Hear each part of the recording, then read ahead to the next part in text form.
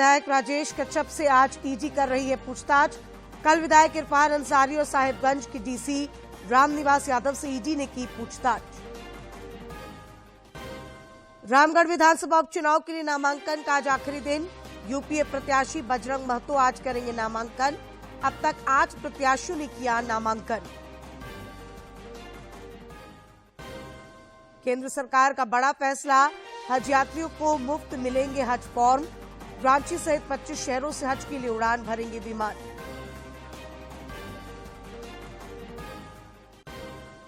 और राजधानी रांची समेत राज्य के कई इलाकों में अगले 4 दिनों तक न्यूनतम तापमान में कोई बड़े बदलाव की संभावना नहीं।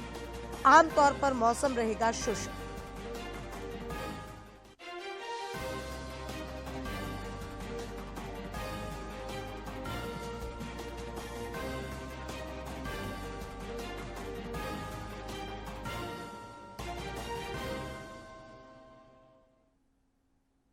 नमस्कार, खबरें झारखंड में आपका स्वागत है। मैं हूं डॉक्टर अशीता आनंद और अब समाचार विस्तार से। संसद के बजट सत्र का आज 6ठा दिन है। सदन की कार्यवाही शुरू होने पर विपक्षी सदस्यों का आज भी हंगामा जारी रहा। इस कारण दोनों सदनों की कार्यवाही दोपहर 12 बजे तक के लिए स्थगित कर दी गई। दोपहर बाद सदन की कार्यवाही शुरू हुई और राष्ट्रपति के अभिभाषण पर चर्चा जारी है। इससे पहले सदन की कार्यवाही शुरू होने पर लोकसभा अध्यक्ष ओम बिरला ने विपक्षी सदस्यों से प्रश्नकाल चलने देने का आग्रह किया, लेकिन वे हंगामा करते रहे। बाद में लोकसभा अध्यक्ष ने सदन की कार्यवाही 12 बजे तक के लिए स्थगित कर दी। परंपरा स्थापित करना चाहिए। सभी का मानना है कि प्रश्नकाल कभी भी स्थगित नहीं होना चाहिए। क्या इस मत के सहमत हैं आप कभी भी कोई विषय हो तो प्रश्नकाल के बाद विषय को उठाओ। मैं आपके स्थगन को अगर खारिज करूं तो सवाल उठाओ। एक अच्छी परंपरा कभी तो बनाओ। देखो, मैं एक मिनट मेरी बात सुने। आप एक मेरी बात सुने। सदन में मैं आपकी बात सुनूंगा। हम सब पीठासीन अधिकारियों के सम्मेलन में भी इस बात की चर्चा हुई। देश के 10वीं राज्य के पीठासीन अधिकारियों ने एक मत से संकल्प लिया कि प्रश्नकाल स्थगित नहीं होना चाहिए। अगर आप फिर भी चाहते, सदन नहीं चलाना चाहते, तो मैं सदन नहीं चलाना चाहते, सदन की कार्रवाई 12 बजे तक के लिए स्थगित करता हूं। आप सदन नहीं चलाना चाहते। इधर बजट सत्र की कार्यवाही शुरू होने से पहले भाजपा संसदीय दल की बैठक हुई।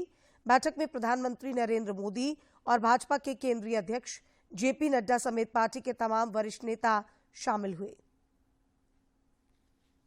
मंत्रीगण हैं, उन्होंने हिस्सा लिया। साथ ही केंद्रीय मंत्री प्रहलाद जोशी और अर्जुन राम मेघवाल समेत अन्य वरिष्ठ नेता भी बैठक में शामिल हुए। भाजपा के संसदीय दल की बैठक में प्रधानमंत्री ने सदन के सुचारू रूप से चलने की आशा जताई थी। बजट हम प्रेजेंट करते हैं, कुछ लोग तो विरोध करने वाले तो रहता ही रहता है, लेकिन इस बार लगभग जो नॉर्मली भारतीय जनता पार्टी के विचार के खिलाफ है, वो लोग भी बजट का स्वागत किया है। ये उल्लेख माननीय प्रधानमंत्री जी ने किया है। कैश कांड मामले में विधायक राजेश कच्छप से आज रांची स्थित क्षेत्रीय कार्यालय में ईडी पूछताछ कर रही है। इससे पहले कल इसी मामले में विधायक इरफान अंसारी से ईडी ने करीब 9 घंटे तक पूछताछ की। वहीं कैश कांड मामले में ईडी कल विधायक नमन बिक्सल कोंगाड़ी से पूछताछ के लिए दोबारा समन जारी किया है। उधर संताल परगना में अवैध खनन मामले में साहिबगंज के उपायुक्त रामनिवास यादव से ईडी के अधिकारियों ने कल कई घंटों तक दोबारा पूछताछ की। इस दौरान ईडी के अधिकारियों ने उपायुक्त से अवैध खनन से जुड़े कई सवाल किए। G20 की गुवाहाटी में आयोजित बैठक का आज दूसरा दिन है। 3 दिनों तक चलने वाली इस बैठक में G20 देशों के 320 से अधिक युवा प्रतिनिधि शामिल हो रहे हैं। 20 देशों के 320 से अधिक युवा प्रतिनिधि भाग ले रहे हैं। इस बैठक में केंद्रीय युवा मामलों और खेल मंत्री अनुराग सिंह ठाकुर ने Y20 प्रतिनिधियों के साथ एक युवा संवाद में शामिल होने जा रहे हैं और बैठक के अंतिम दिन विभिन्न विषयों पर श्वेत पत्र जारी किया जाएगा। इस मौके पर असम के मुख्यमंत्री हेमंत बिस्व शर्मा संघ के छात्रों और शिक्षाविदों के शोध पत्र को भी प्रस्तुत करेंगे। G20 की अध्यक्षता में बेंगलुरु में जारी पहली ऊर्जा अंतरण कार्य समूह की बैठक का आज तीसरा और अंतिम दिन है। इस बैठक में ऊर्जा अंतरण से संबंधित विभिन्न पहलुओं पर विचार विमर्श किया जा रहा है। में ऊर्जा अंतरण से जुड़े पहलुओं पर विचार विमर्श किया जा रहा है। बैठक के दूसरे दिन प्राथमिकता वाले क्षेत्रों जैसे कि स्वच्छ ऊर्जा तक सार्वभौमिक पहुंच और न्यायोचित, वहनीय और समावेशी ऊर्जा संक्रमण पथ पर फिर से विचार विमर्श किया गया। G20 सदस्य देशों ने भारी उद्योगों को डीकार्बोनाइज करने के लिए लागत प्रभावी समाधानों पर भी चर्चा की। इसके साथ ही 2030 तक उन्नत ऊर्जा दक्षता के लिए एक रणनीतिक योजना बनाने पर विचार किया गया। सदस्य देशों ने नवीकरणीय ऊर्जा की आवश्यक आपूर्ति में वित्तीय चुनौती पर भी विचार विमर्श किया और कहा कि ऊर्जा सुरक्षा से किसी प्रकार का समझौता नहीं किया जाना चाहिए। रामगढ़ विधानसभा उपचुनाव के लिए नामांकन का आज अंतिम दिन है। नामांकन के अंतिम दिन आज यूपीए प्रत्याशी बजरंग महतो समेत कई उम्मीदवार नामजदगी के पर्चे दाखिल करेंगे।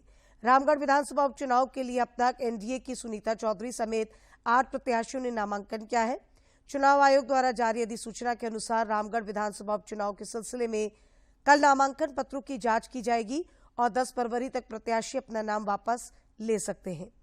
वहीं 27 फरवरी को वोट डाले जाएंगे, जबकि 2 मार्च को मतों की गिनती की जाएगी। इधर कांग्रेस के प्रदेश प्रभारी अविनाश पांडे कल देर शाम रांची पहुंचे।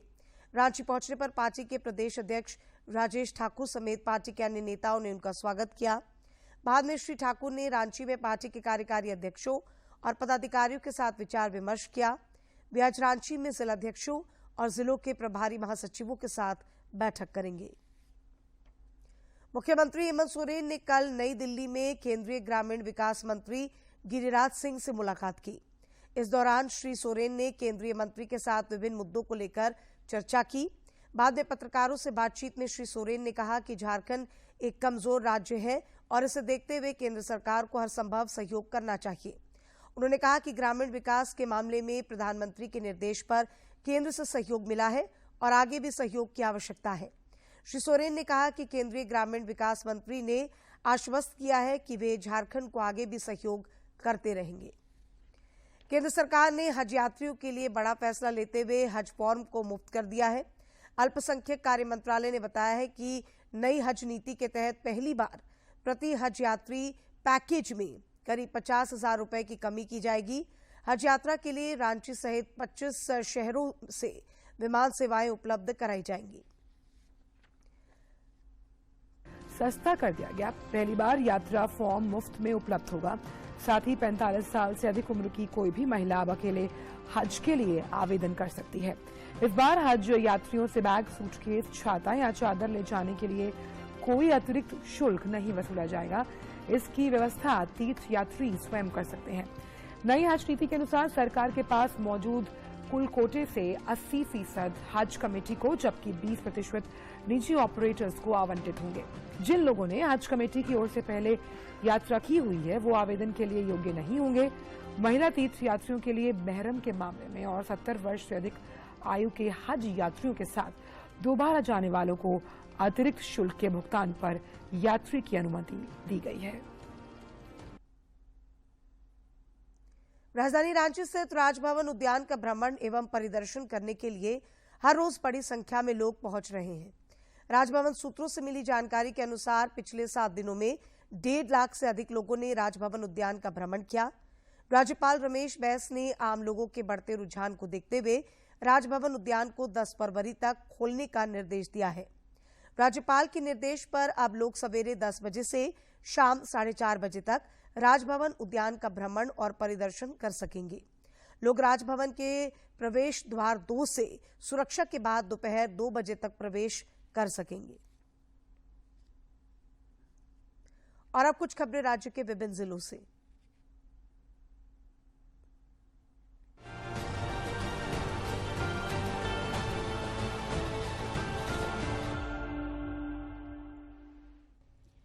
पूर्व मुख्यमंत्री रघुवर दास ने कहा है कि झारखंड वैश्य समाज कमेटी पूरे प्रदेश में अपने संगठन को मजबूत करने के लिए काम कर रही है। उन्होंने रामगढ़ में कमेटी के पदाधिकारियों से कहा कि ये समाज दूसरे सभी समाज के लिए पूरक के रूप में हमेशा खड़ा रहा है। इस दौरान उन्होंने झारखंड वैश्य समाज की कमेटी के विस्तार पर चर्चा भी की। भारत सरकार के सूक्ष्म लघु एवं मध्यम उद्यम मंत्रालय की ओर से रांची में साप्ताहिक प्रबंधन विकास कार्यक्रम का आयोजन किया गया। इसका उद्देश्य रांची एवं आसपास के जिले के स्थानीय उद्यमियों और भावी उद्यमियों को डिजिटल मार्केटिंग और सप्लाई चेन मैनेजमेंट के बारे में विस्तृत प्रशिक्षण और जानकारी देना है। कोडरमा थाना अंतर्गत चाराडी के पास 2 बाइक की टक्कर में 2 लोग गंभीर रूप से घायल हो गए। सूत्रों से मिली जानकारी के अनुसार चाराडी तालाब के समीप दोनों बाइक के आपस में जोरदार टक्कर हो गई, जिससे दोनों बाइक सवार घायल हो गए। बोकारो जिले के नावाडी प्रखंड के ऊपर घाट स्थित छोटकी कुडी में 12वीं 2 दिवसीय कुडी बुरु सरना धोरो मगड़ मेला संपन्न हो गया। आसपास के सैकड़ों गांवों के स्थानीय लोगों ने मेले का भ्रमण किया। हजारीबाग की उपायुक्त नैन्सी सहाय ने सावित्री बाई फुले किशोरी समृद्धि योजना के प्रचार वाहन को हरी झंडी दिखाकर रवाना किया। मौके पर उपायुक्त ने कहा कि ये सरकार की एक महत्वाकांक्षी योजना है, जिससे किशोरी बालिकाओं को सशक्तिकरण में सहयोग मिलेगा। धनबाद के उपायुक्त से जिला दंडाधिकारी संदीप सिंह की अध्यक्षता में जिला स्तरीय खनन टास्क फोर्स की समीक्षा बैठक हुई। इस दौरान उपायुक्त और वरीय पुलिस अधीक्षक ने कोयले के अवैध खनन, परिवहन और भंडारण करने में संलिप्त लोगों पर नामजद प्राथमिकी दर्ज करने के लिए दिशा निर्देश दिए। रांची के उपायुक्त राहुल कुमार सिन्हा ने ओरमांझी प्रखंड के चुटुपालू और मांडर प्रखंड के कंजिया गांव में अल्पसंख्यक कब्रिस्तानों की घेराबंदी का निर्देश दिया है। इसके लिए उपायुक्त ने अनुसूचित जनजाति, अनुसूचित जाति, अल्पसंख्यक एवं पिछड़ा वर्ग कल्याण विभाग से आवंटन और स्वीकृति उपलब्ध कराने को कहा है। जामताड़ा के उपायुक्त ने कौशल विकास योजना के कार्यों की अद्यतन स्थिति की समीक्षा की। इस दौरान उन्होंने जिले के बेरोजगार युवक युवतियों को कौशल प्रशिक्षण देकर रोजगार और स्वरोजगार से जोड़ने का निर्देश दिया। देवघर के उपायुक्त मंजूनाथ भजंत्री ने टॉक टू डीसी कार्यक्रम के माध्यम से जिले के विभिन्न पंचायतों के लोगों की समस्याओं से रूबरू हुए। इस दौरान उन्होंने समस्याओं के समाधान के अलावे विभागों से जुड़े मामलों में वरीय अधिकारियों को जांच कर प्रगति प्रतिवेदन उपायुक्त कार्यालय को समर्पित करने का निर्देश भी दिया। सरायकेला खरसावां के उपायुक्त अरवा राजकमल की अध्यक्षता में मंडल कारा सुरक्षा समिति की बैठक हुई। बैठक में सुरक्षा व्यवस्था, संधारण, साफ सफाई, पेयजल और चिकित्सा व्यवस्था की जानकारी प्राप्त की गई और आवश्यक दिशा निर्देश भी दिए गए।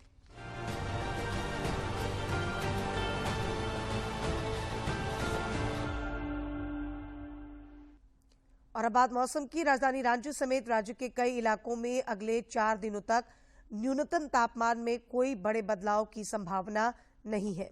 रांची स्थित मौसम विज्ञान केंद्र के अनुसार राज्य भर में आमतौर पर आसमान साफ रहेगा और मौसम शुष्क रहेगा। पिछले 24 घंटों के दौरान सबसे अधिक तापमान 32.4 डिग्री सेल्सियस चाईबासा में रिकॉर्ड किया गया, जबकि सबसे कम न्यूनतम तापमान 7.2 डिग्री सेल्सियस खूंटी में रहा। खूंटी जिले के अड़की थाना क्षेत्र अंतर्गत चुकलू गांव में खूंटी पुलिस द्वारा सामुदायिक पुलिसिंग के तहत 1 दिवसीय हॉकी मैच का आयोजन किया गया। 1 दिवसीय हॉकी टूर्नामेंट में 16 टीमें शामिल रहीं। वहीं बोहोंडा और कुइता की टीमों के बीच फाइनल मैच खेला गया, जिसमें बोहोंडा टीम ने कुइता की टीम को 3-0 से हरा दिया। जिले के पुलिस अधीक्षक अमन कुमार और सीआरपीएफ 94 सीओ राधेश्याम सिंह ने विजेता टीम को ट्रॉफी देकर सम्मानित किया।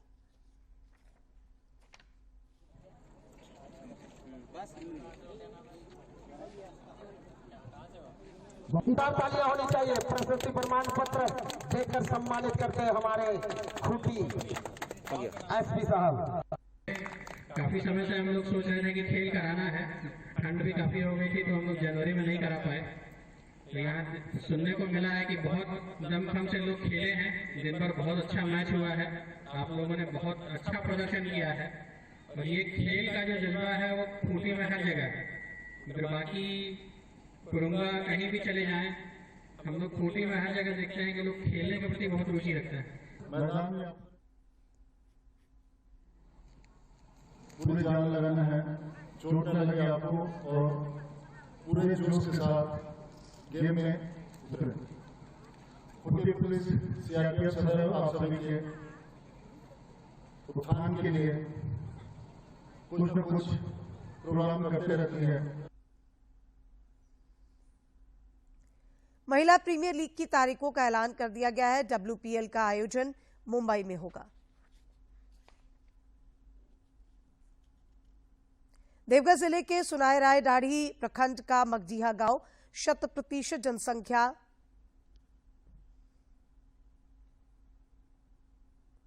देवघर जिले के सुनाई राय दाढ़ी प्रखंड का मगडीहा गांव 100% जनसंख्या नियंत्रण वाला देश का पहला गांव बन गया है। यह संभव हो पाया है देवघर के नेत्र चिकित्सक डॉक्टर ND मिश्रा के प्रयास से, जिन्होंने 5 सालों तक जागरूकता अभियान चलाकर मगडीहा को पूर्ण जनसंख्या नियंत्रण वाला गांव बना दिया है। 1200 से अधिक आबादी वाले इस गांव में मुस्लिमों की संख्या लगभग 550 है, जहां का हर परिवार आज फैमिली प्लानिंग करा चुका है।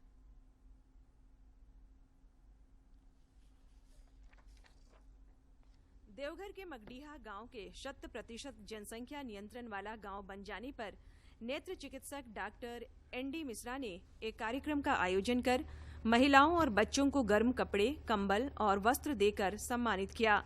इस अवसर पर उन्होंने कहा कि कोई भी काम असंभव नहीं है, बस उसके लिए तन मन से काम करने की जरूरत है।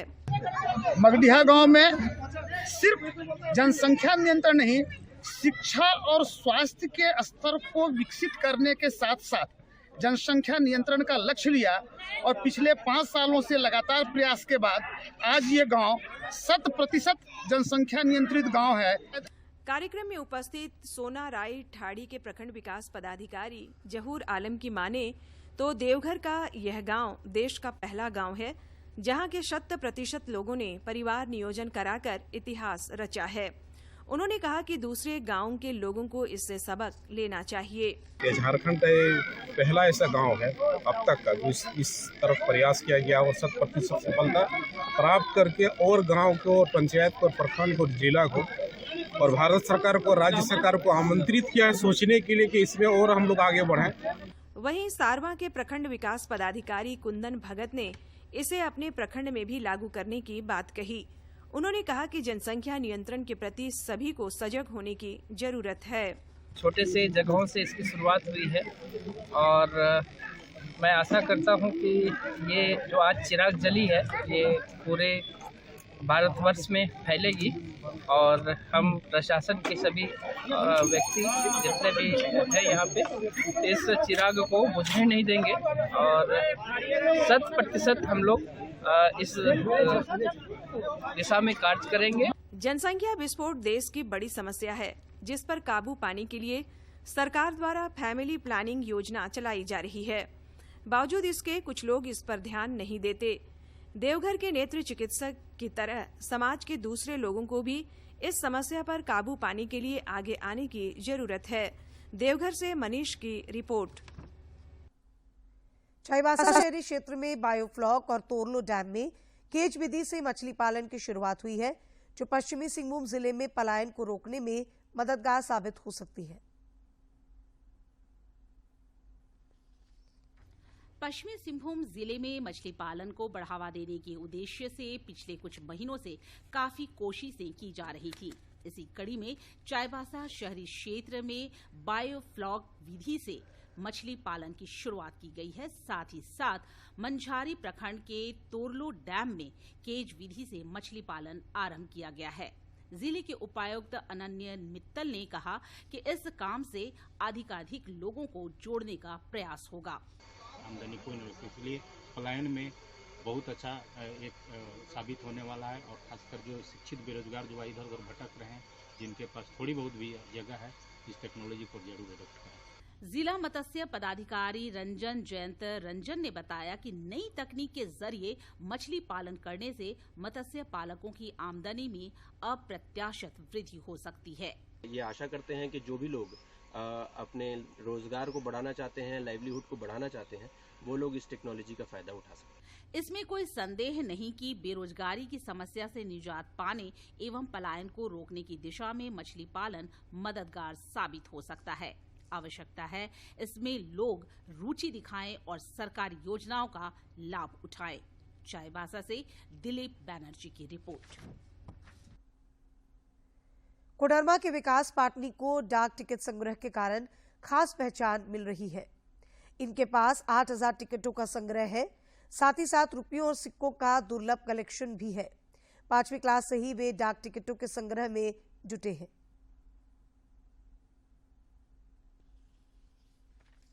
कोडरमा के झुमरी तलैया के रहने वाले व्यवसायी विकास पाटनी साल 1990 से डाक टिकटों का संग्रह कर रहे हैं और अब तक उनके पास 8000 टिकटों का कलेक्शन हो चुका है। इसके अलावे विकास के पास दुर्लभ नोट और सिक्कों का भी संग्रह मौजूद है। ऐसा कलेक्शन बढ़िया, बहुत कलेक्शन हुआ और इस प्रकार एकदम वो हुआ, जमा होते गया और इस प्रकार जमा होते होते 8,000 से ऊपर तो स्टैम्प जमा हो गए। विकास की पत्नी शिल्पा बताती हैं कि शुरुआत में उनके पति की ये आदत उन्हें बेकार लगती थी, लेकिन अब उन्हें भी इसकी कीमत का पता चल चुका है।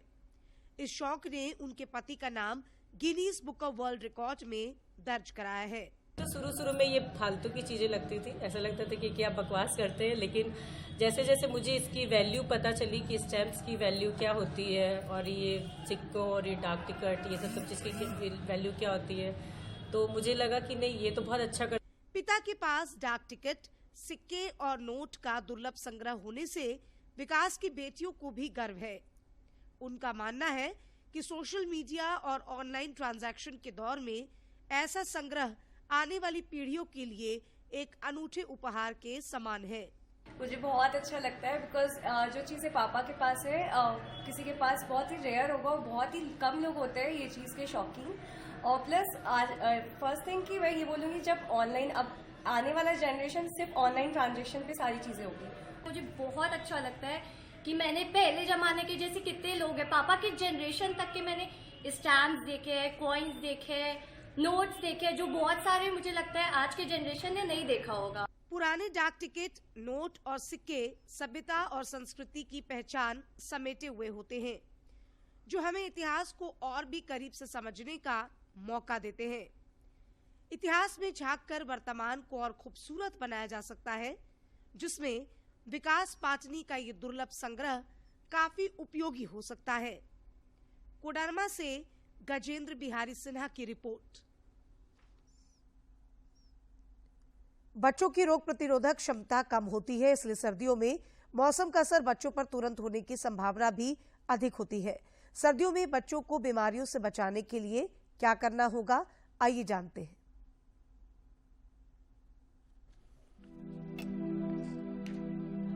सर्दियों का मौसम है, ऐसे में स्वास्थ्य को लेकर कई खतरे बढ़ जाते हैं।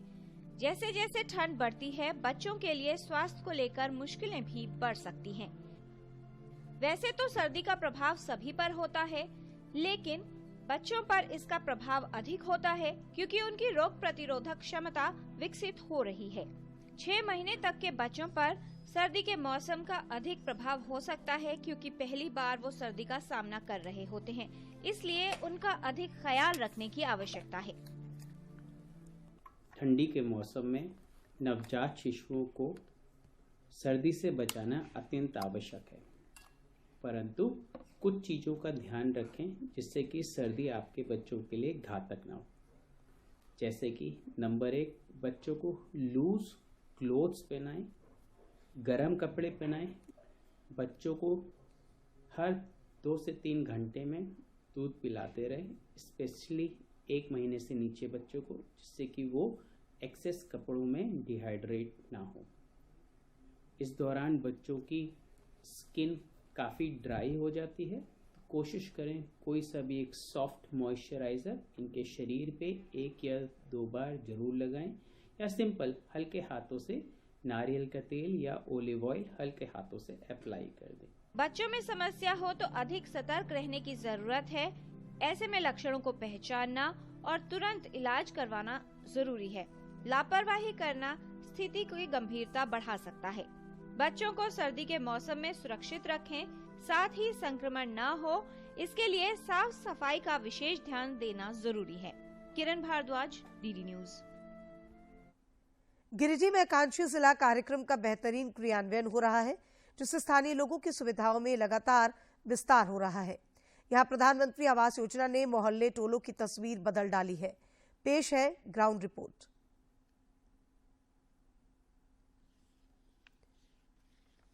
केंद्र सरकार गरीबों के उत्थान के लिए सतत प्रयत्नशील है, जिससे देश के आकांक्षी जिलों में जन आकांक्षाएं पूर्ण हो रही हैं। झारखंड के आकांक्षी जिला गिरिडीह में आकांक्षी जिला कार्यक्रम का बेहतरीन क्रियान्वयन हो रहा है। यहाँ बड़ी संख्या में लोगों को प्रधानमंत्री आवास योजना का लाभ मिला है, जिससे उनकी कठिनाइयाँ दूर हुई हैं। शौचालय दिया है, सिलेंडर दिया है, घर दिया है।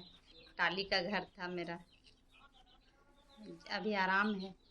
अभी वर्तमान सरकार जो हमारा है, उनके द्वारा हमको सरकारी लाभ बहुत मिला। एग्जाम्पल जैसे कि लाल कार्ड हमको मिला, आयुष्मान कार्ड हमको मिला, शौचालय मिला, और प्रधानमंत्री आवास योजना के तहत जो मकान मिला हमको वो भी मिला। गिरिडीह नगर निगम के वनखंजो मोहल्ला के कई बासिंदों के लिए छत वाला पक्का मकान सपना था, जो प्रधानमंत्री आवास योजना के सहयोग से अब साकार हो चुका है। क्षेत्र के सभी लाभार्थी केंद्र सरकार की संवेदनशीलता के कायल हो गए हैं। बहुत दिक्कत होता था, पानी उनी चूता था, सरकार बड़ा कॉलोनी दिया है तो अच्छा से हम रह रहे हैं, कोई दिक्कत नहीं हो रहा है, पानी उनी से सब पहचान है। घर दिया रहने के लिए, कॉलोनी दिया है, गैस भी दिया सरकार, स्मार्ट कार्ड भी बनवा दिया सरकार, हर चीज का सुविधा दिया, लाल कार्ड भी दिया, चावल उठाते हैं खाते हैं, सरकार के बहुत बहुत धन्यवाद है। पहले रहे लिए खपड़ा के मकान में, सरकार दल के तब ढलैया लम रहा है, सरकार के बहुत भारी आभारी है।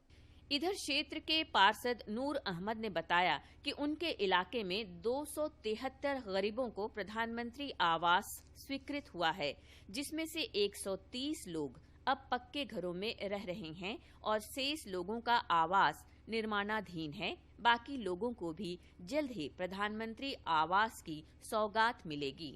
तक आवास की बात है, उस वक्त कुल 273 लाभुकों का चयन मेरे स्तर से किया गया था, जिसमें अथक प्रयास के बाद आज तक लगभग 130 आवास पूर्ण हो चुका है और लगभग 108 आवास में कार्य प्रगति पर है। आकांक्षी जिला कार्यक्रम की सफलता से निश्चित रूप से न्यू इंडिया के सपने साकार हो रहे हैं, जहां हर किसी की आकांक्षाएं पूरी हो रही हैं और जरूरी सुविधाएं भी मिल रही हैं। गिरिडीह से रमेश प्रभाकर की रिपोर्ट। और अंत में मुख्य समाचार एक बार फिर।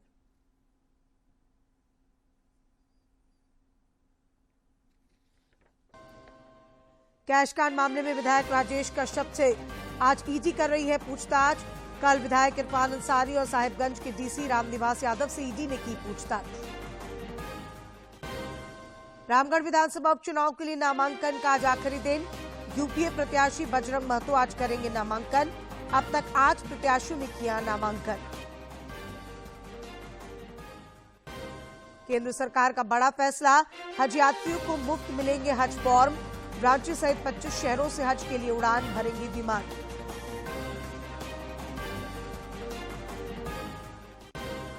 और राजधानी रांची समेत राज्य के कई इलाकों में अगले 4 दिनों तक न्यूनतम तापमान में कोई बड़े बदलाव की संभावना नहीं। आमतौर पर मौसम रहेगा शुष्क।